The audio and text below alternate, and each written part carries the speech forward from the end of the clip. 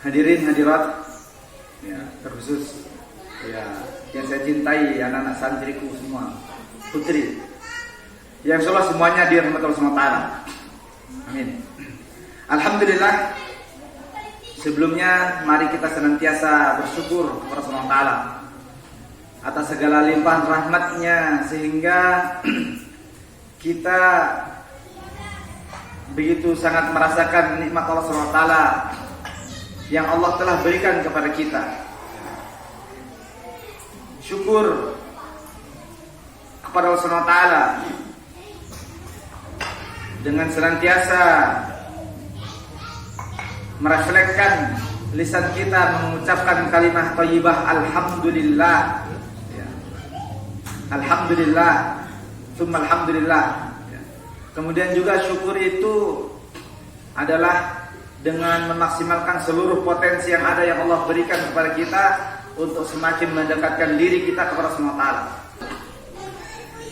Hadirin hadirat jamaah sekalian yang dirahmati Allah SWT, bahagia rasanya ya, kita bisa kembali berkumpul, ya, duduk bermajelis, ya. Dan harus bahagia.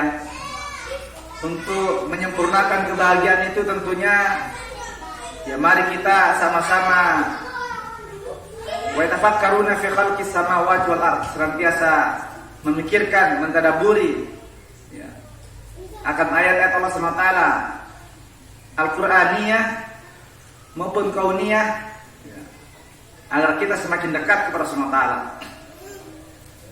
Dan tentunya inilah yang paling utama bagi seorang muslim, muslimah, seorang mukmin, mukminah, bagaimana dia senantiasa menjaga hubungannya kepada Allah SWT, senantiasa menjaga tauhidnya kepada Allah SWT. Dan itu yang paling utama dalam menjaga keimanan kita. Ucapan-ucapan kita bernada sebagai orang yang jauh dari Allah SWT.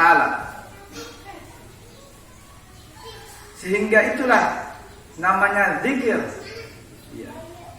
Berzikir, zakara yadhkuru. Itu kalau secara lugawi, secara bahasa, zakara yadhkuru, zikir itu mengingat. Zakara yadhkuru, zikir itu menyebut, tentunya mengingat, menyebut asma'nya, nama-nama Allah Subhanahu wa taala.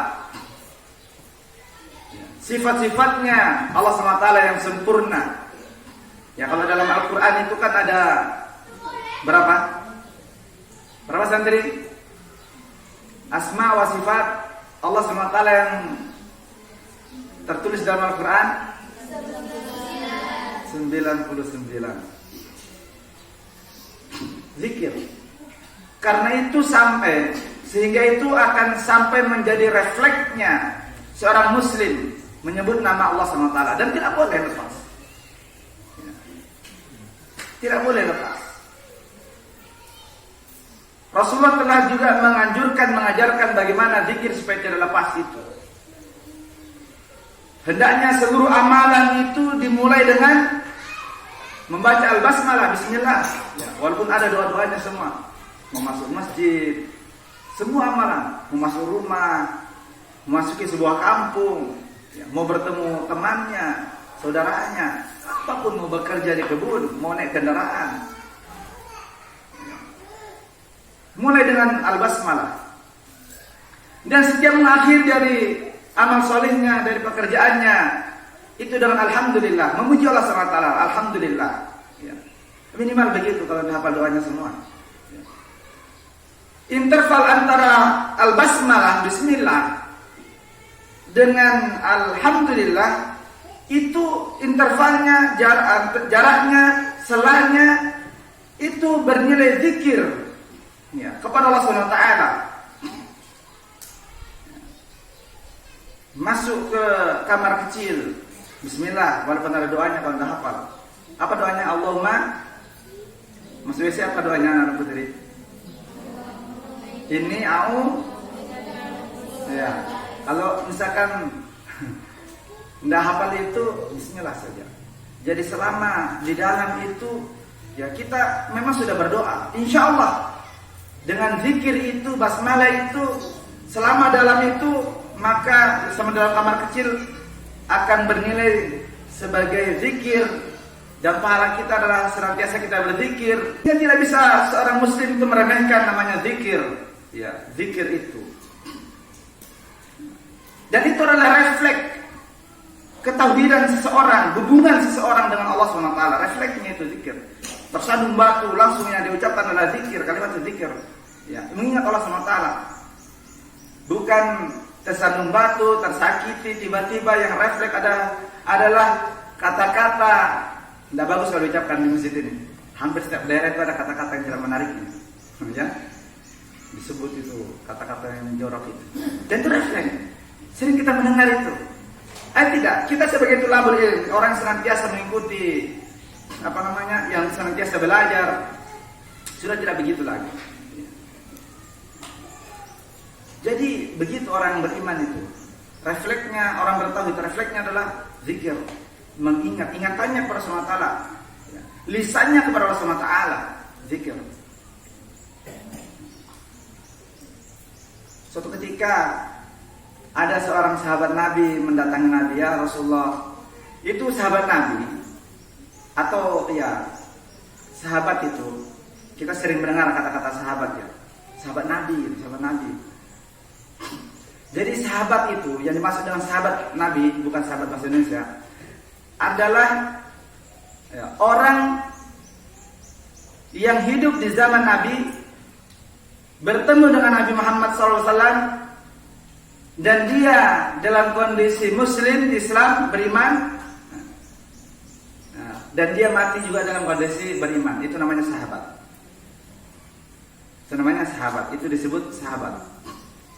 Kalau ada orang yang hidup di zaman Nabi, tapi dia tidak dalam kondisi Islam, sekalipun dia akrab dengan Nabi, maka dia bukan sahabat. Kalau ada orang hidup bersama Nabi, dia tidak Islam, tidak Muslim, Nabi meninggal, kemudian dia masuk Islam, itu juga bukan sahabat. Atau ada orang Islam di zaman Nabi, tapi tidak ketemu Nabi, dan dia meninggal, orang itu meninggal dalam kondisi Islam juga, bukan juga sahabat. Jadi sahabat Nabi begitu. Baik. Nabi dan para sahabat atau zaman itu adalah generasi terbaik. Adalah generasi terbaik. Sehingga kita direkomendasikan oleh Nabi untuk mengikuti zaman itu. Mengikuti bagaimana kehidupan Nabi dan para sahabatnya. Kehidupan dalam sosial bermasyarakat itu. Nah itu. Itu datang salah seorang sahabat Nabi itu ya, kepada Nabi. Wahai Rasulullah, ya Rasulullah, ya. Sahabat Nabi ini kan orangnya adalah fastabil khairat, berlomba-lomba dalam kebaikan. Apapun dari bentuk kebaikan yang bisa dia lakukan, dia akan lakukan. Apalagi kalau Rasulullah memerintahkan, meminta sesuatu, maka mereka berlomba-lomba untuk menghadirkan atau melakukan sesuatu itu. Sehingga tidak perlu dipertanyakan bagaimana semangatnya dalam beramal sholih, dalam berjihad fisabilillah, perang, mempertaruhkan nyawanya membela agama dinul Islam ini, tidak perlu dipertanyakan semangatnya. Mereka berbondong-bondong dengan senang hati menyambut surat itu. Semangat mereka dalam bersedekah, berinfak, mengeluarkan harta fisabilillah. Ketika memang diminta, dibutuhkan oleh Rasulullah, oleh Islam, mereka segera menghadirkan apa yang bisa dihadirkan dari hartanya, dihadapkan kepada Rasulullah. Begitu para sahabat Nabi. Mereka adalah ahli ibadah. Siang malam mereka ahli sujud. Itu para sahabat Nabi, ibadahnya dan seterusnya. Mereka ahli semua. Sehingga ada seorang Nabi yang datang kepada Nabi, ya Rasulullah, ya Rasulullah, siapakah di antara kami ini orang-orang ahli sedekah yang terbaik? Di antara kami ini orang-orang ahli sedekah, siapa yang terbaik di antara kami ya Rasulullah? Apa kata Rasulullah? Aktsaruhum zikra. Yang paling baik di antara orang ahlu sedekah, di antara kalian, di antara para sahabat Nabi, generasi terbaik, orang-orang terbaik ini adalah aktsaruhum dzikra, orang yang paling banyak zikirnya kepada Allah SWT. Ya Rasulullah, siapakah di antara kami ini yang ahlul ibadah ini, yang terbaik di antara kami? Ya kan susah dibedakan. Ibadah itu banyak orang melakukan ibadah, sholat itu tidak nampak gitu ya. Yang nampak itu kalau ke masjid, karena masjid itu tempat umum. Kayak di rumahnya tidak ada tahu. Siapa di antara kami yang terbaik kata Rasulullah? Kata Rasulullah, aktsaruhum dzikra, yang paling banyak zikirnya. Ya Rasulullah, siapa di antara kami dari ahlul jihad ini yang ikuti peperangan terus ini? Siapa paling baik di antara kami para mujahidin, mujahidat ini? Kata Rasulullah, aktsaruhum dzikra, orang yang paling banyak zikirnya. Zikir. Hadirin jamaah sekalian yang Allah zikir. Sehingga zikir itu kan khafifun fil lisan wa sakilun fil mizan. Zikir itu adalah pekerjaan yang sangat ringan, pekerjaan lisan. Ini lisan kita sehari semalam nih goyang terus ini, tidak tahu apa dikerja. Kita tidak bisa menghitungnya. Goyang makan mulunya, goyang cerita, tidak tahu apa semua cerita. Macam-macam. Itu. Tapi yang paling baik itu adalah kemudian zikir itu. Ya. Goyangnya lisan, lidah ini, bibirnya adalah karena zikir kepada Allah SWT. Dan itu adalah amalan yang ringan sebenarnya. Tidak keringat orang itu. Ya kalau ada orang ceramah keringat itu bukan karena capek bicaranya, mungkin panas. Kalau sekarang ini kan dingin. Ya. Atau mungkin kalau dia keringat karena memang berdebar-debar menghadapi itu ya. Tapi bukan karena capeknya bicara sebenarnya. Sehingga zikir itu adalah amalan yang sangat ringan dari seluruh amalan-amalan yang ada, karena goyang-goyang mulut saja. Dan kadang zikir juga tidak harus dengan teriak-teriak subhanallah, subhanallah, subhanallah, atau takbir Allahu Akbar. Tidak begitu juga sebenarnya. Boleh begitu, tapi tidak juga harus kalau mau zikir begitu terus. Memasuk WC, bismillahirrahmanirrahim. Lalu begitu, ya, kasihan juga kita lihat ya. Kasihan. Amalan sangat ringan, tapi mempunyai bobot timbangan di sisi Allah SWT yang berat sekali. Berat. Coba apa saja amalan lisan itu. Dari bentuk-bentuk zikir itu. Tilawatul Quran misalkan, kan bagian zikir juga kan. Pahalanya bagaimana tilawatul Quran? Luar biasa pahalanya itu. Dihitung per hurufnya. Dihitung per hurufnya. Satu kebaikan dilipat gandakan 10 kebaikan. Belum lagi kalau kebaikan bacaan Al-Quran itu didengarkan oleh orang itu yang mendapat kebaikan, bersambung kebaikan-kebaikan per huruf Al-Quran itu. Zikir subhanallah, alhamdulillah, Allah Akbar. Dari setiap kalimat-kalimat itu yang diucapkan, itu memenuhi, kan begini ya, subhanallahi tamla'ul mizan, alhamdulillah wa subhanallahi tamla'an ma baina samai wal ardh.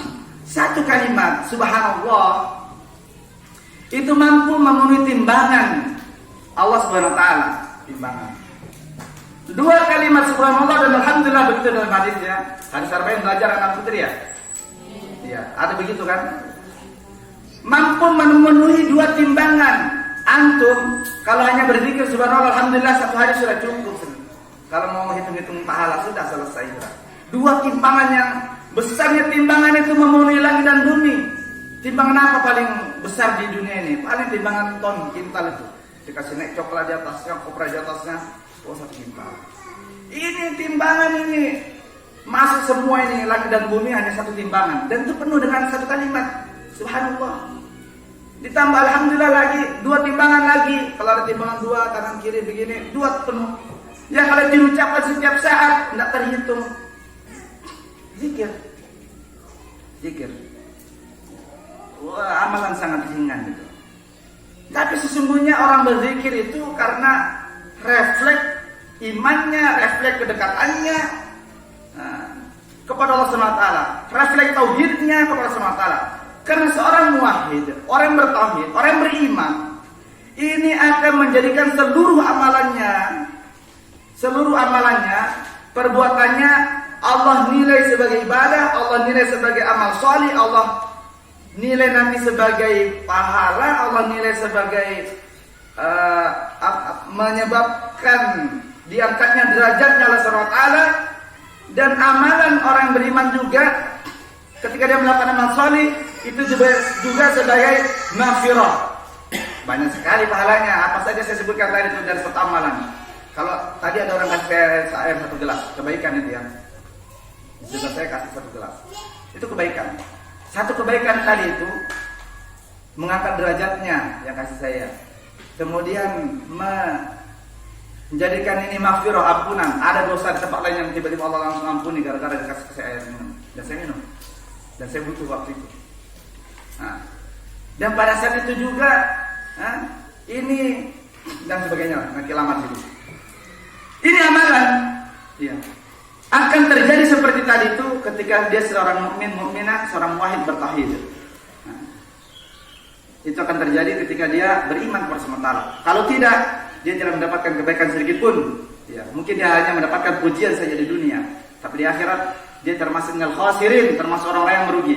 Maka kita jagalah seluruh amalan kita dalam memperbaiki niat, kemudian juga kita hadirkan keimanan kita dalam setiap amalan itu. Orang yang beriman, yang hubungannya dekat bersama Allah, yang bertauhid itu kebahagiaan dalam hidupnya. Dijamin tidak stres dia. Kebahagiaan dijamin tidak stres. Kenapa? Dia sudah tahu ini yang terjadi sudah atas izin sepengetahuan Allah SWT. Yang terjadi sama saya ini kan ini sudah kehendak takdir Allah SWT. Tahu itu Allah SWT itu. Ya. Allah itu tahu. Wa ma tasqutu min waraqatin illa ya'lamuha wala habatin dan seterusnya. Tidaklah satu daun saja yang jatuh di muka bumi ini. Berapa daun di muka bumi ini? Satu gerseng ini, pohon gerseng dari top. Berapa jumlah daunnya? Nah, ini kalau seluruh dunia jatuh satu daun min waraqatin illa ya'lamuha, kecuali itu atas izin dan sepengetahuan Allah SWT. Betapa ilmu Allah SWT Maha mengetahuinya. Itu. Sehingga apalagi semua apa yang terjadi pada diri kita. Ini sudah. Ya, orang beriman itu akan senantiasa bahagia karena ridho terhadap apa seluruh ketentuan Allah SWT. Tidak stres orang itu, hilang ini, hilang itu. Ya, ini adalah ujian. Dengan ujian dia sabar dan dengan kesabaran mengangkat derajatnya, diampuni dosa-dosanya, diberikan pahala yang besar. Dengan keuntungan yang melimpah dari usahanya, dari pertaniannya, dari apanya semua, gajinya melebihi dari kecukupan. Dia bersyukur, syukur mengangkat derajatnya, dengan syukur Allah hapuskan dosa-dosanya, dengan syukur kasih pahala yang besar. Tidak ada yang menjadikan stres. Ketika dia seorang muwahhid yang bertauhid dan beriman, sudah kepastian dalam hidup, kaya, miskin, sakit, sehat. Sudah kepastian dalam hidup ini macam-macam kegiatan, profesi, pekerjaan orang, sudah begini kesempurnaan kehidupan itu. Ini sehingga iman ini adalah yang sangat mahal dan itu harus dipupuk tubuh suburkan. Ya. Tauhid itu yang harus senantiasa dijaga hubungan kita bersama Ta'ala. Ya. Jangan sampai ada hal-hal yang merendahkan hubungan kita. Ya. Jangan sampai ada hal-hal yang betul-betul sampai melupakan Allah SWT dari ingatan kita. Benarkah kita sudah seperti itu? Benarkah kita sudah seperti itu? Ya, kita cek secara praktisnya hubungan kita kepada Allah Ta'ala, tauhid kita kepada Allah Ta'ala, iman kita kepada Allah Ta'ala. Coba kita cek lewat pertama ibadah. Lewat ibadah gitu. Ibadah seberapa besar harapan kita, roja gitu ya. Harapan kita bersama Ta'ala. Ibadah yang kita lakukan seberapa kuat kejelasan yang melandasinya. Ibadah yang kita lakukan sudah mampu menghadirkan perasaan tenang, bahagia, nikmat. Ya. Karena ibadah yang dilakukan itu menjadikan orang itu tenang hatinya. Ala bi dzikrillah tatma'innul qulub. Tenang hatinya itu. Kalau itu sudah dirasakan imannya ada, iman itu naik, iman itu besar. Kalau tidak, dan dia melakukannya, pasti ada interest.